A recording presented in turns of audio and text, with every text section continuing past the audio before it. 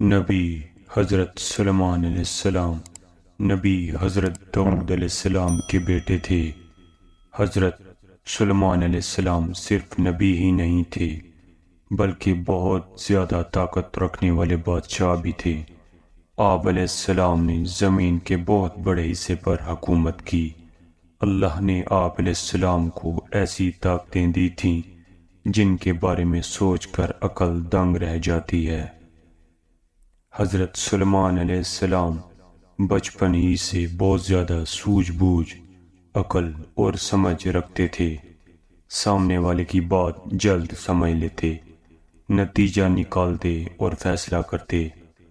ایک مرتبہ آپ علیہ السلام نے کم عمری میں اپنی دانائی کی باتوں اور قانون کا اصول بنا کر سب کو چونکا دیا تھا۔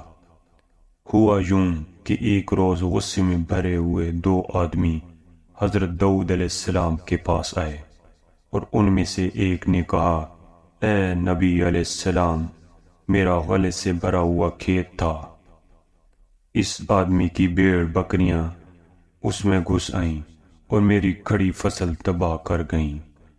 داؤد علیہ السلام نے سارا قصہ سن کر فیصلہ سنایا، چرواہے کی غلطی سے کسان کا نقصان ہوا، اس لیے وہ اپنی بھیڑ بکریاں کسان کو دے دے، اس سے اس کا نقصان پورا ہوگا۔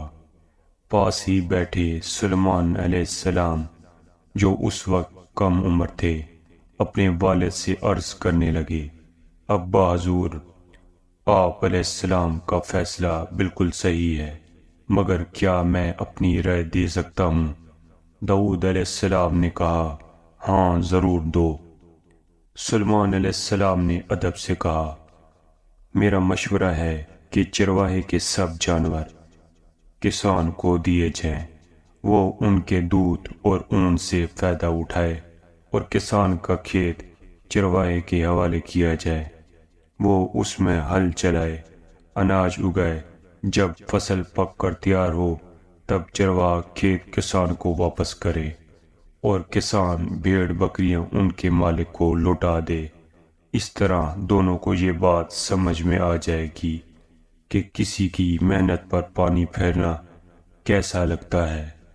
ہمیں نہ صرف اپنی چیزوں کی حفاظت کرنی چاہیے بلکہ دوسروں کی چیزوں کی بھی حفاظت کرنی چاہیے۔